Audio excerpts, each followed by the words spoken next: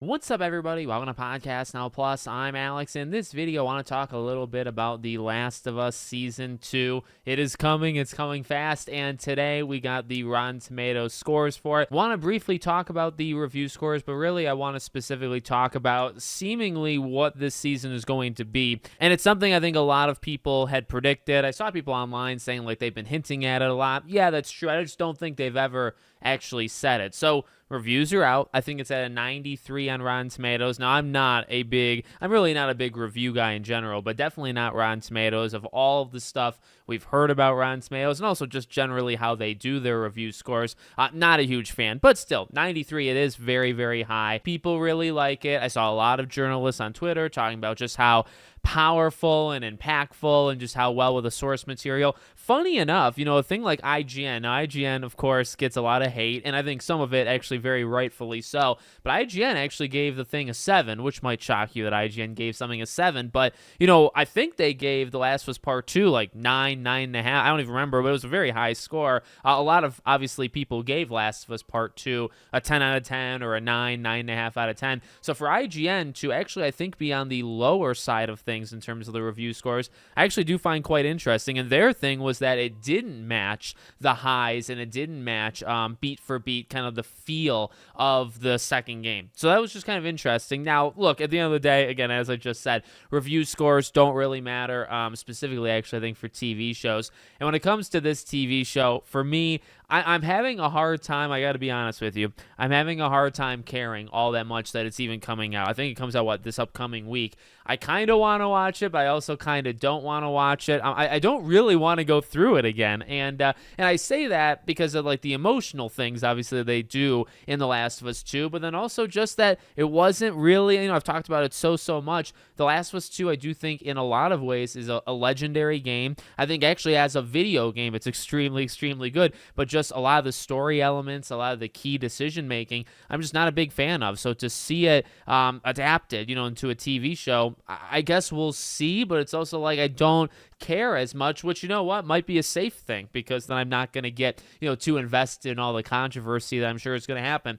Now, I mentioned the one big thing, and I thought this would probably be a spoiler. I thought, like, maybe people wouldn't say it, but I think Discussing Film, which is probably one of the biggest, if not, like, the biggest outlet on freaking planet Earth, but on their, like, kind of synopsis of their review, they talk about how the show only adapts, or season 2 adapts only the first half of The Last of Us Part 2. And this is something that, again, I don't think it was confirmed. I've tried to keep up with, like, the info on this, so correct me if I'm wrong. I mean, if I'm getting this wrong, you let me know. But I feel like we've only gotten hints / just kind of intuition, right? They've said over and over and over and over that the game is too big to do in one season. That I am 100% confident that they have said before, right? So I think they've given every indication that they literally could not do the entire second game as a second season. And a lot of me kind of does understand that. Now, we're going to get to where I think it's going to get rather messy in a second, but I do get that to a fair degree. And I do think splitting it up where you can kind of, expand upon first half, Ellie, Dina, even like extend Joel a little bit so it's not something doesn't happen kind of right away.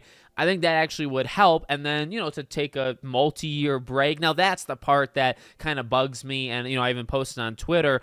What they're really doing here, I think, is giving themselves just a couple extra years to eventually, you got to get The Last of Us 3 out of here, right? Because, season 2 is the Ellie arc. And then, and I want to get back to that because there was something in a different review that I actually found kind of, like, weird. So I'm going to remind myself on that. But season 2, let's say the first half of the game. Season 3 would be a lot of the Abby stuff, would be a lot of the second half of the game. And then we would go back to Ellie. If they were to do a season 4, you're probably looking at like 4 or 5 years from now, and that would be like a Last of Us 3. And I don't know, can they do The Last of Us Part 3 within the next 4 to 5 years? I actually believe they can't. I actually would believe that would be less likely than more likely. So I just wonder, like, is this thing over after season 3, or is that enough time to get because you can't have a TV show doing season 3 or a third game. You can't have a TV show doing a third game before the third game. Like, that would be absolutely ridiculous. And that would be like the worst kind of adaptations, that you could possibly do. But now the one thing I do want to kind of point at, there was one, I forget what review it was, but I was kind of just reading like the blurbs, of each one. And one of them said that, one of the weaker points of the season 2 of the show is that it lacks a lot of Ellie and Joel. Now, it makes a lot of sense why it would lack a lot of Joel. In fact, if you go by the first half of the game and you think about that, right, the first half of the second game, Joel is not in it all that much. In fact, Joel is not in the second game all that much just in general. But, there's some arcs that kind of take place second half of the game, kind of towards the end that would be rather impactful. By the way, this is also, I think, a way of keeping Pedro Pascal in multiple seasons because you got season 2, you got all the stuff that's going to happen. He would come back for a couple key Ellie Joel moments in season 3. So you'll be able to keep him around and bring him back next time, probably like 2-3 years from now.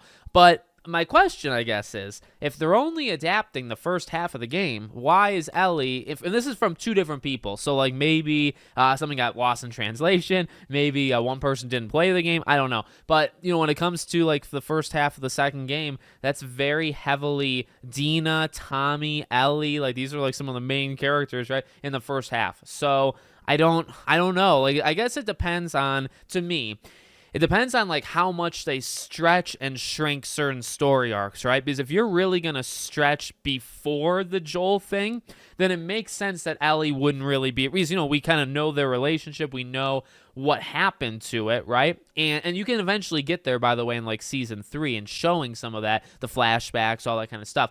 But I mean, if you're going to have this like distance relationship between the two of them, and you spend more time on that, then yeah, I guess that makes sense why Ellie wouldn't be there. But I guess that's just a question because, you play as Ellie, in the first half of part 2, there's some really pivotal moments. But I guess it just depends on like how big or, how much more extended they're going to go in certain segments, and then if they're going to shrink. So, but I mean, it's a lot of Dina and Ellie as well, like a lot of it. So I don't know. I feel like I don't know like what that person was talking about there. It does get me intrigued. It does get me, again, a little bit of excitement to watch it, but I don't know. I don't know what I'm going to do with this thing. If I do end up watching it, I will, of course, be doing reviews on this channel, but we'll see. We'll see how things turn out. So let me know what you guys think in the comments. Make sure, as always, you're subscribed to the channel, bell icon turn on, and I hope to see you all on the next one.